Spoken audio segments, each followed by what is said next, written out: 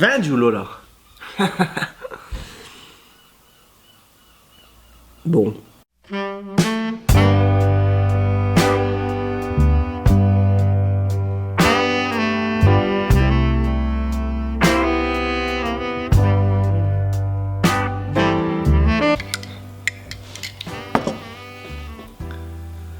Bon, déjà, bonjour à tous.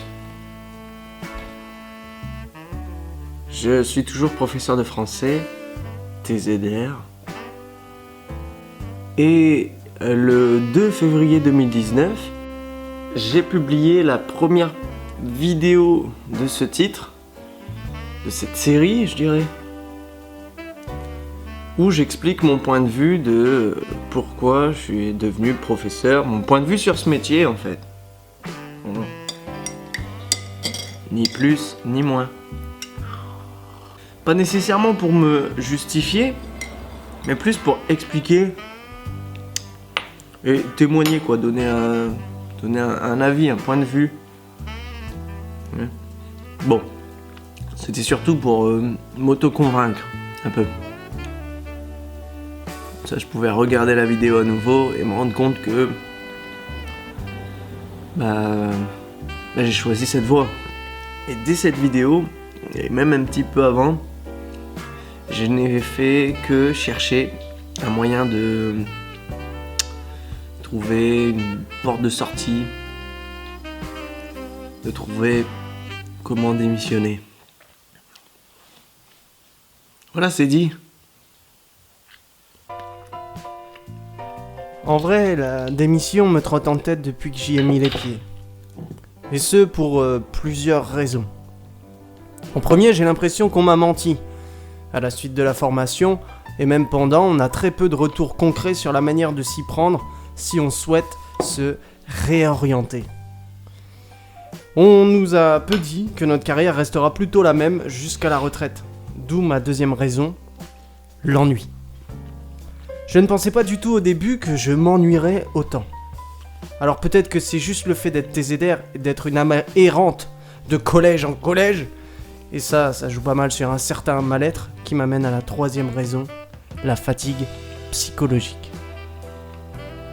Je manque énormément de connaissances en ce qui concerne la psychologie, en général. Mais je suis sûr qu'un suivi régulier, que ce soit pour les élèves, pour les parents, ou pour tout personnel de l'éducation nationale, serait la meilleure des choses à mettre en place. Alors oui, c'est peut-être le contexte politico-climatico-sanitéro truc qui fait ça. Il n'empêche que je n'ai jamais autant eu de problèmes de santé que cette année. Après, ce qui m'empêche de quitter le Titanic là, c'est que je n'ai pas de porte de sortie, comme je disais au début.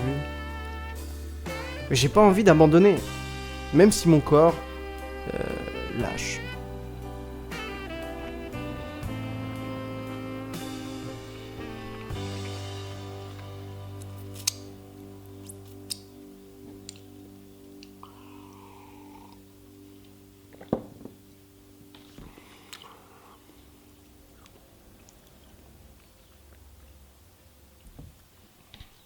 Ce que j'aime dans le métier, j'adore la littérature et l'art en général. J'aime tous les milieux artistiques et les divers courants. Je suis vraiment très éclectique. Et ça me plaît de confronter les élèves à des choses qu'ils ne connaissent pas et qu'ils ne connaîtront peut-être jamais si je leur dis pas. Moi, je suis curieux de nature, tout m'intéresse, donc j'aime bien essayer de provoquer les mêmes choses avec eux. Qu'est-ce que j'aime d'autre ? J'aime aussi la relation de confiance qui s'installe avec eux. Parfois, je dis pas que je suis leur pote, mais je sais apprécier le dialogue et la communication avec eux. En particulier quand ils ont des problèmes ou qu'ils demandent des conseils de vie.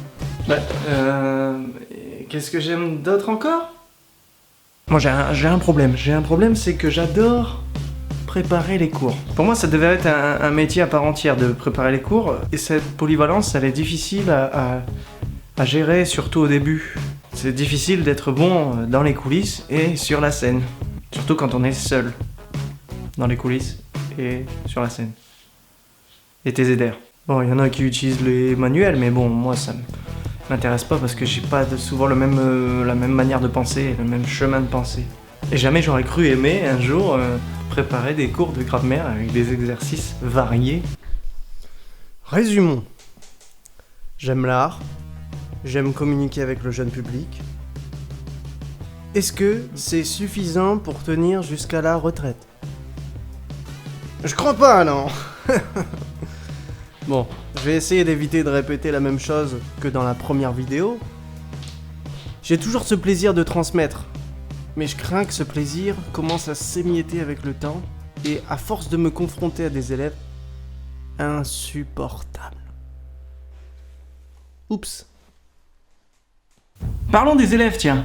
Ce n'est que ma 3e année en comptant mon année de stagiaire, et j'ai perdu pas mal de patience. Je me répète, mais je comprends qu'il y a un contexte déplorable et des élèves perturbateurs car ils sont en grande difficulté. Mais mon seul objectif était, même si c'est pas intéressant, qu'on passe au moins un bon moment. Et j'ai moi-même été élève. Et j'étais bon, mais pas intéressé. Et je sais pertinemment qu'on peut trouver des solutions pour réagencer les emplois du temps, je sais pas, tout en leur redonnant le goût de l'effort. J'ai passé des heures de cours cette année où je me reconnaissais même pas.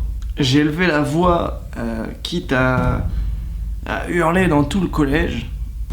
J'ai pensé très fort des mots que je ne pouvais pas dire et ça m'a valu du stress, de l'anxiété, quelques palpitations, des sueurs sans faire le moindre sport, même si c'est du sport hein, du coup.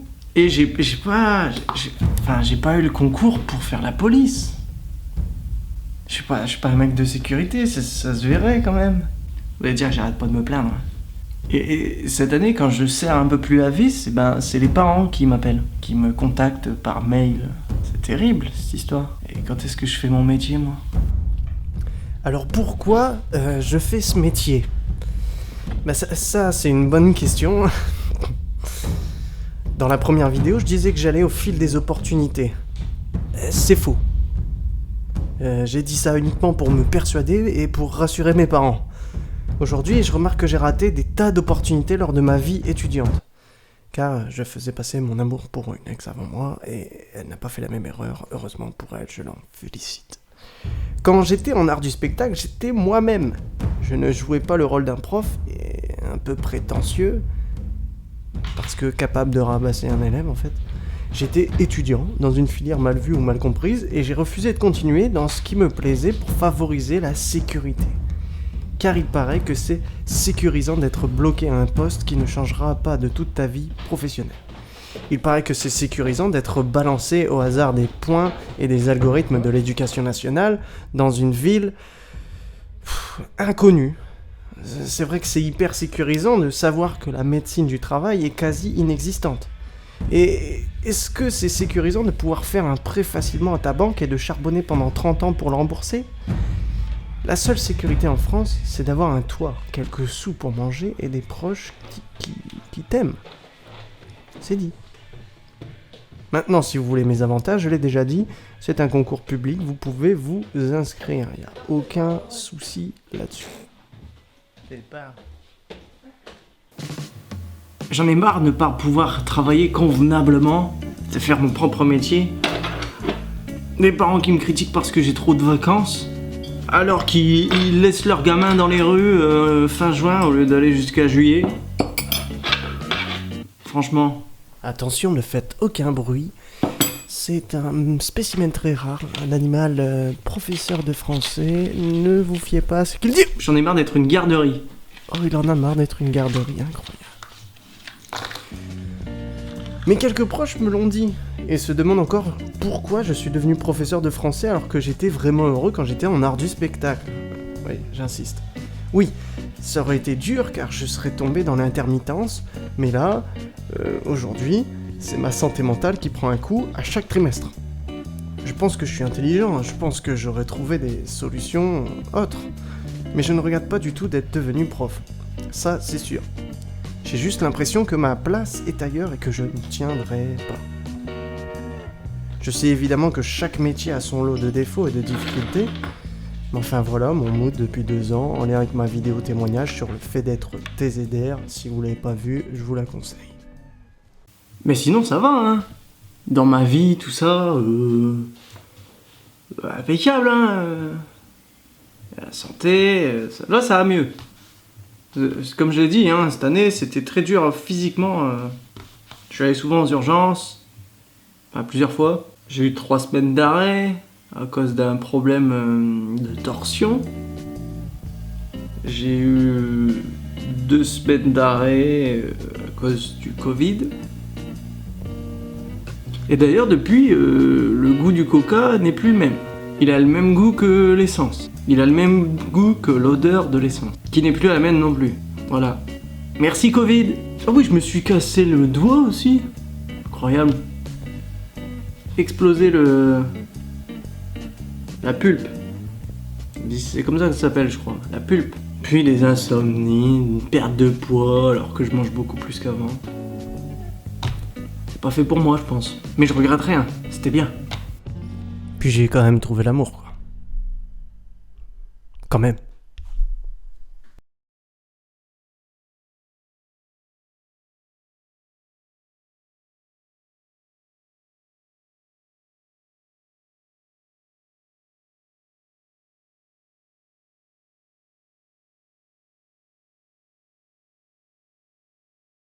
Mais j'arrête pas de me plaindre, moi. Allez, salut.